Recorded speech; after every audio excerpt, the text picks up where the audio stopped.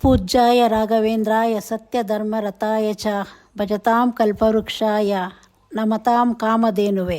ನಾನು ನಮಗೆ ಹತ್ರವಾದ ಒಂದು ರಾಯರ ಮಠಕ್ಕೆ ಹೋಗಿದ್ದೆ.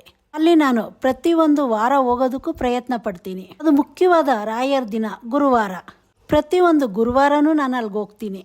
ಆಗ ಅಲ್ಲಿ ಬರೋ ಜನ ಯಾವ ರೀತಿ ಇರ್ತಾರೆ ಅಂದರೆ ತುಂಬ ಜನ ಬರ್ತಾರೆ.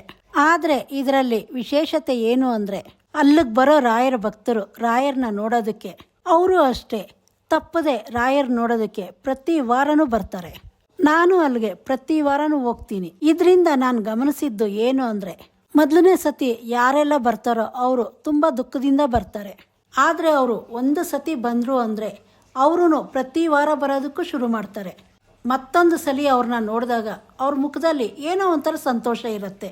ಮೊದಲು ಬಂದಾಗ ಯಾವ ರೀತಿ ಇದ್ದರು, ಮತ್ತೆ ಬಂದಾಗ ಯಾವ ರೀತಿ ಆಗಿದ್ದಾರೆ, ಇದನ್ನೆಲ್ಲ ನೋಡ್ತಾ ಇದ್ದರೆ ಕಷ್ಟದಲ್ಲಿರೋ ಭಕ್ತರನ್ನ ರಾಯರು ಯಾವ ರೀತಿ ಕಾಪಾಡ್ತಾರೆ ಅಂದರೆ ಇವ್ರನ್ನೆಲ್ಲ ನೋಡಿ ಗೊತ್ತಾಗತ್ತೆ.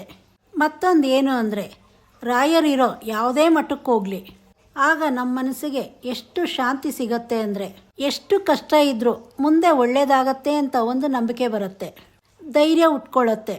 ಈ ಥರ ಅನುಭವ ಯಾರೋ ಒಬ್ರಿಗಾಗೋದಲ್ಲ. ಅಲ್ಲಿ ಯಾರ್ಯಾರು ಭಕ್ತಿಯಿಂದ ಶ್ರದ್ಧೆಯಿಂದ ಬರ್ತಾರೋ ಅವ್ರಿಗೆಲ್ಲ ಈ ಅನುಭವ ಆಗತ್ತೆ. ನಾನು ಹೋಗೋ ಮಠದಲ್ಲಿ ಎಷ್ಟೋ ಜನ ಈ ಮಾತನ್ನು ನನಗೂ ಹೇಳಿದ್ದಾರೆ. ಅಲ್ಲಿ ಬಂದಿರೋ ಕೆಲವು ಜನ ಅವ್ರು ಇಲ್ಲಿಗೆ ಬಂದಾಗ ಎಷ್ಟು ಕಷ್ಟದಿಂದ ಬಂದರು, ರಾಯರು ಯಾವ ರೀತಿ ಅವ್ರನ್ನ ಕಾಪಾಡಿದ್ರು ಅಂತ ಮಾತಾಡಬೇಕಾದ್ರೆ ನನ್ನ ಜೊತೆ ಹಂಚ್ಕೊಂಡಿದ್ದಾರೆ. ಇವ್ರನ್ನೆಲ್ಲ ನೋಡಿ ಇವ್ರ ಮಾತುಗಳನ್ನೆಲ್ಲ ಕೇಳಿ ನಾನು ಹಲವಾರು ವಿಚಾರಗಳನ್ನ ತಿಳ್ಕೊಂಡಿದ್ದೀನಿ ರಾಯರ ಬಗ್ಗೆ. ರಾಯರನ್ನ ಪೂಜೆ ಮಾಡೋದ್ರಿಂದ ಏನೆಲ್ಲ ಫಲ ಸಿಗತ್ತೆ, ಯಾವ್ಯಾವ ರೀತಿ ಪೂಜೆ ಮಾಡ್ತಾರೆ ರಾಯರಿಗೆ, ಇದನ್ನು ನಾನು ಮಾತ್ರ ತಿಳ್ಕೊಂಡಿಲ್ಲ, ಅದ್ರ ಜೊತೆ ಎಲ್ರಿಗೂ ತಿಳಿಸ್ಕೊಡ್ತಾ ಇದ್ದೀನಿ. ನಾನು ಹೇಳಿರೋ ಆ ಸೇವೆಗಳಿಂದ ಎಷ್ಟೋ ಜನಕ್ಕೆ ಉಪಯೋಗನೂ ಆಗಿರುತ್ತೆ. ಅವರು ನಿಷ್ಠೆಯಿಂದ ಆ ಒಂದು ಸೇವೆನ ಮಾಡಿದರೆ ನಾವೀಗಂತೂ ನೋಡ್ತಾನೇ ಇದ್ದೀವಿ, ರಾಯರನ್ನ ಪೂಜೆ ಮಾಡೋ ಭಕ್ತರು ಜಾಸ್ತಿ ಆಗ್ತಾನೇ ಇದ್ದಾರೆ.